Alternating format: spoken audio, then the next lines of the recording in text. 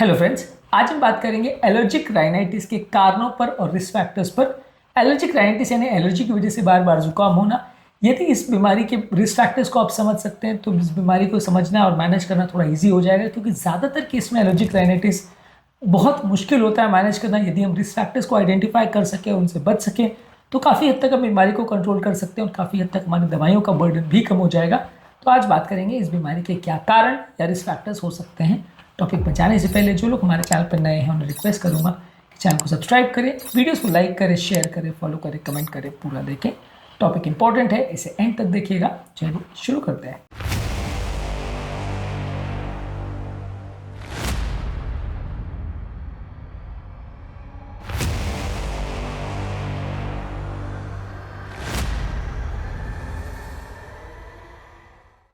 सबसे पहले genetic factors अगर किसी व्यक्ति को है, कई कई लोग की फैमिली हिस्ट्री में होता है। यदि आपके माता पिता भाई बहन को किसी और को एलर्जी की, अस्थमा की, एक्जिमा की हिस्ट्री है तो उससे आपका एलर्जी रिलेटेड हो सकता है।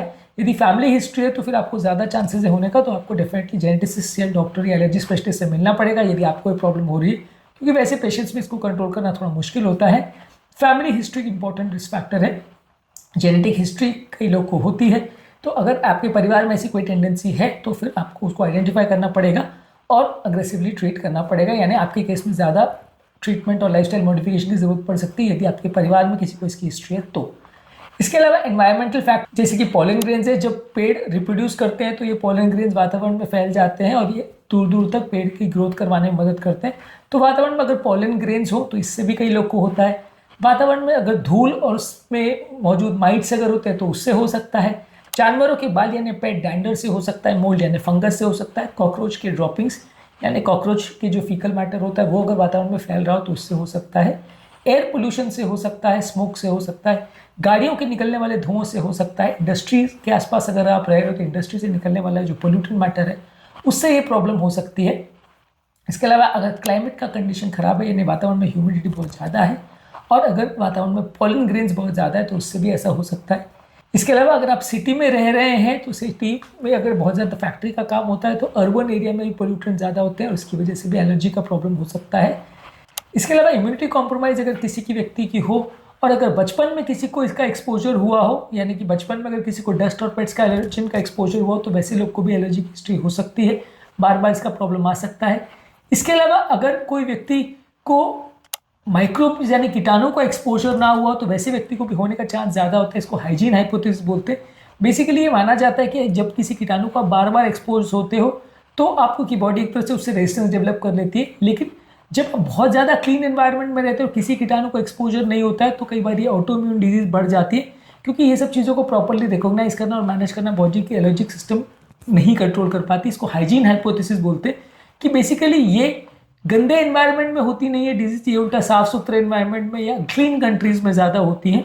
इसका मतलब बेसिकली ये है कि अगर आप जर्म से एक्सपोज बार बार होते रहते हो तो आपका एलर्जी रिस्क कम रहेगा, नहीं होते हो तो ज़्यादा रहेगा। तो बेसिकली जहाँ गंदगी ज़्यादा है वहाँ ये बीमारी उल्टा कम होगी, जहाँ गंदगी कम है वहाँ ये बीमारी उल्टा ज़्यादा होगी। इसके अलावा pre mature birth and low birth weight वाले बच्चों को भी एज का प्रॉब्लम हो सकता है। जो बच्चों को ब्रेस्ट फीडिंग ना की गई हो वो लोग को भी इस तरह का प्रॉब्लम हो सकता है। अगर माँ अपने बच्चों को ब्रेस्ट फीडिंग यानी अपना दूध पिलाती है तो वैसे बच्चों को भी इससे प्रॉब्लम होने का चांस कम होगा। ब्रेस्ट फीडिंग से बॉडी की इम्यूनिटी थोड़ी बेटर ट्रेन हो जाती है, इसकी वजह से इम्यून रिलेटेड प्रॉब्लम्स होने का चांस कम हो जाता है। इसके अलावा अगर कोई व्यक्ति तंबाकू का प्रयोग करता है या स्मोकिंग करता है, उसका स्मोक इनहेल करता है, कोई आसपास अगर उसके व्यक्ति स्मोकिंग कर रहा है तो उसके प्रयोग की वजह से भी और उसकी स्मोक की वजह से भी एलर्जी की प्रॉब्लम हो सकती है। तो स्मोक का एक्सपोजर भी एक इंपॉर्टेंट रिस्क फैक्टर है एलर्जिक राइनाइटिस के लिए। अगर कोई व्यक्ति इस एरिया में काम करता है जहाँ पे डस्ट और पॉलन बहुत ज़्यादा आता है, जैसे किसान है या कोई बेकर्स है जो बेकरी में काम करते हैं या कोई हेल्थ केयर वर्कर्स है जो हॉस्पिटल में काम करते हैं, तो ऐसे लोग को भी एलर्जी का प्रॉब्लम होने का चांस ज़्यादा है, क्योंकि ऐसे वातावरण में ऐसे कीटाणु और एलर्जी करने वाले तत्व ज़्यादा रहते हैं। अगर किसी व्यक्ति को बार बार अगर श्वास की नली में इन्फेक्शन होता है तो वैसे व्यक्ति को भी रिकरेंट एलर्जी की वजह से आपकी श्वास की जो कोशिकाएं वो खराब हो जाती है, वैसे व्यक्ति को भी एलर्जिक राइनाइटिस हो सकता है। रिकरेंट इन्फेक्शन की वजह से भी रिस्क बढ़ जाता है। मेंटल स्ट्रेस की वजह से प्रॉब्लम बढ़ सकता है। हार्मोनल चेंजेस की वजह से प्रॉब्लम हो सकती है। अलग अलग तरह के हार्मोन्स भी आपके इम्यूनिटी को इन्फ्लुएंस कर सकते हैं और कुछ डाइटरी फैक्टर्स भी आपके प्रॉब्लम को इंड्यूस कर सकते हैं। कुछ लोग कहते हैं कि जो वेस्टर्न पैटर्न ऑफ डाइट है यानी यूरोपियन कंट्रीज में जिस तरह का खाना खाया जाता है उस तरह के लोगों को एलर्जी की प्रॉब्लम ज़्यादा होती है एज़ कम्पेयर टू जो ईस्टर्न एरियाज़ में या इंडियन एरियाज़ में जिस तरह का खाना खाते हैं, यहाँ पे लोग को एलर्जी का प्रॉब्लम कम होता है, वेस्टर्न डाइट के हिसाब से ज़्यादा होता है। तो डाइट का भी सिग्निफिकेंट इन्फ्लुएंस होता है। ये हाइजीन हाइपोथेसिस और डाइट के हिसाब से ये देखा जाता है कि वेस्टर्न कंट्रीज़ में इस तरह की एलर्जी का प्रॉब्लम होने का चांस ज़्यादा है as compare to Indian areas में, जहाँ पे थोड़ा डेवलपमेंट कम है, यहाँ पे साफ़ सफाई उतनी ज़्यादा नहीं रह पाती या यहाँ का डाइट का पैटर्न अलग है। तो ये हाइपोथेसिस ऐसे बोलती है कि क्लीन कंट्रीज़ में एलर्जी रिलेटेड प्रॉब्लम्स होने का चांस ज़्यादा है। ये हाइजीन हाइपोथेसिस और इसमें इश्यूज़ क्या है, इसको एक अलग वीडियो में हम डिस्कस करेंगे, पर आज के लिए समझ लीजिए कि अनक्लीन कंट्रीज़ में एलर्जी होने का चांस कम है, क्लीन कंट्रीज़ में होने का चांस ज़्यादा है। तो आज के टॉपिक में हमने बात करी है एलर्जिक राइनाइटिस के लिए क्या रिस्क फैक्टर्स होते हैं, किन किन कारणों से लोगों को एलर्जी की प्रॉब्लम होती है। इसके अलावा एलर्जिक राइनाइटिस से क्या मैनेजमेंट कर सकते हैं, क्या क्या दवाइयाँ ले सकते हैं, इस पर हमने अलग अलग वीडियोज़ की हैं, इनको ज़रूर चेकआउट करें।